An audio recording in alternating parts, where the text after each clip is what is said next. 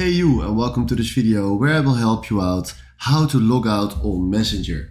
And this is quite simple. We tap left in the top on the three lines, and then from here we click on the wheel icon for settings. Then we scroll down and here we click on Meta Account Center.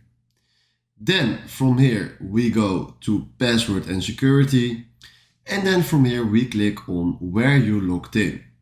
Then right here you can see all the accounts where I logged in on every single account. Now here on my main account, let's see here on Facebook, I just logged in to a lot of devices and mainly this device.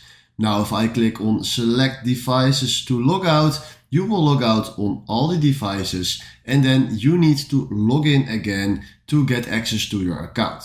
So if you now tap on select all devices, then you do select all, or let's see, just do one and then do log out. If you want to log out everywhere, then please select all. No, I want to select one single thing.